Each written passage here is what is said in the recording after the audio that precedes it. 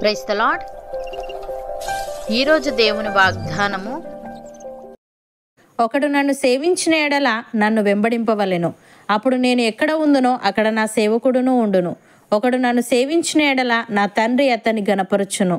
యోహాను సువార్త 12వ అధ్యాయము 26వ వచనము. సహోదరి సహోదరులారా, ఈ వాక్యం యేసయ్య తన శిష్యులతో మరియు పస్కా పండుగను జరుపుకోవడానికి యెరూషలేముకు వచ్చిన ప్రజలతో చేసిన ప్రసంగంలోని ఒక భాగం. ముందటి వచనాలలో యేసయ్య రాబోయే తన మరణం గురించి, శిలువ త్యాగం గురించి మాట్లాడాడు. ఈ వచనంలో శిష్యత్వం గురించి, నిజమైన శిష్యత్వానికి ఉండవలసిన లక్షణాల గురించి, అలాగే ఆయనను సేవించేవారు పొందబోయే ఘనత గురించి తెలియజేశాడు. క్రీస్తు సేవకులకు ఈ లోకంలో ఎంతో అన్యాయం, హింస, అవమానం, అప్రతిష్ట ఎదురు కావచ్చు. వారి ప్రభువును చేసినట్టు వారిని కూడా మనుషులు తృణీకరించి నిరాకరించవచ్చు. అయితే వారికి కలగవలసిన ఘనతలు ముందున్నాయి. శాశ్వతుడైన దేవుడు తానే క్రీస్తు సేవకులను హెచ్చించి, మెచ్చుకొని, గౌరవించి బహుమతులిస్తాడు. అలాగే ఆయన ఎక్కడ ఉండునో అక్కడ ఆయన సేవకులను ఉందురు. ఎందుకంటే ఆయనే వారి కాపరి. వారు ఎక్కడికి వెళ్ళాలో అక్కడికి ఆయనే వారిని నడిపిస్తాడు. ఇలా చేయడంలో పరీక్షలు, ప్రమాదాలు, అపాయాలు, బాధలు, క్రీస్తు కోసం చనిపోవడం సంభవించిన దాని అంతటిలో ఆయన వారితో, వారు ఆయనతో ఉంటారు.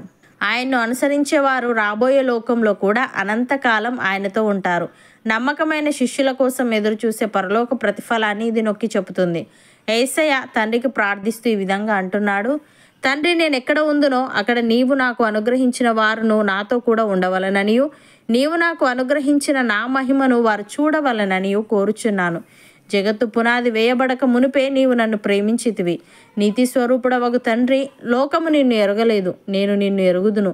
నీవు నన్ను పంపితివని వీరెరిగి ఉన్నారు. నీవు నా యందు ఉంచిన ప్రేమ వారి యందు ఉండునట్లును, నేను వారి యందు ఉండునట్లును వారికి నీ నామమును తెలియజేసితిని, ఇంకనూ తెలియజేసేదనని చెప్పెను. ప్రియులారా, భూమి మీద మన గుడారమైన ఈ నివాసము శిథిలమైపోయినను, చేతి పని కాక దేవుని చేత కట్టబడినదియు నిత్యమైనదియునైన నివాసము పరలోకమందు మనకున్నదని ఎరుగుదుము. మనము దిగంబరులము కాక వస్త్రము ధరించుకొనిన వారముగా కనబడుదుము. కాబట్టి పరలోకం నుండి వచ్చు మన నివాసము దీనిపైని ధరించుకొనని అపేక్షించుచు దీనిలో మూలుగుచున్నాము. ఈ గుడారములోనున్న మనము భారము మోసుకొని మూలుగుచున్నాము. ఇది తీసివేయవలనని కాదు గాని మర్త్యమైనది జీవము చేత మింగివేయబడినట్లు ఆ నివాసమును దీనిపైన ధరించుకొని గోరుచున్నాము. దీని నిమిత్తము మనలను సిద్ధపరచిన వాడు దేవుడే, మరియు ఆయన తన ఆత్మను సంచకరువును మనకు అనుగ్రహించి ఉన్నాడు. అపోస్తలుడైన పౌలు ఈ విధంగా అంటున్నాడు: మీరు ప్రియులైన పిల్లల వలె దేవుణ్ణి పోలి నడుచుకొనుడి. క్రీస్తు మిమ్మును ప్రేమించి పరిమళ వాసనగా ఉండుటకు మన కొరకు తన్ను తాను దేవునికి అర్పణముగాను బలిగాను అప్పగించుకొనెను. అలాగుననే మీరును ప్రేమ కలిగి నడుచుకొనుడి. మీలో జారత్వమే గాని, ఏ విధమైన అపవిత్రతయే గాని, లోభత్వమే గాని వీటి పేరైనను ఎత్తకూడదు. ఇదే పరిశుద్ధులకు తగినది.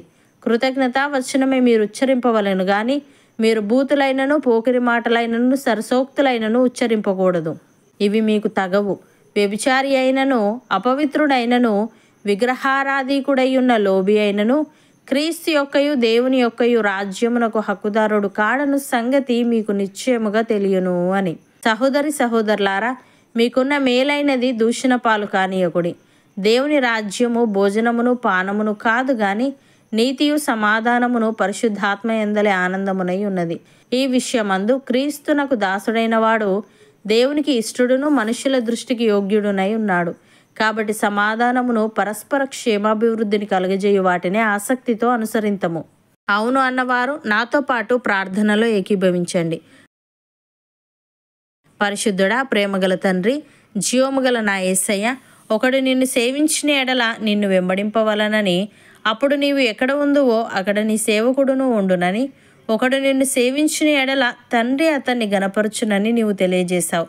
దేవ, అన్యాయం, హింస, అవమానం ఏది ఎదురైనప్పటికీ మేము నిన్నే వెంబడిస్తూ నీవు ఎక్కడ ఉందువో అక్కడ నివసించే వారంగా ఉండుటకు సహాయము దయచేయమని, మేము ప్రియులైన పిల్లల వలె నిన్ను పోలి నడుచుకుంటూ సమాధానమును, పరస్పర క్షేమాభివృద్ధిని కలగజేయు వాటిని ఆసక్తితో అనుసరించుటకు కృపచూపమని, చేతి పని కాక నీ చేత కట్టబడినదియు నిత్యమైనదియునైన నివాసంలో నివసించే భాగ్యం మాలో ప్రతి ఒక్కరికి నీవే అనుగ్రహించమని యేసుక్రీస్తు నామమున ప్రార్థిస్తున్నాము తండ్రి. ఆమెన్.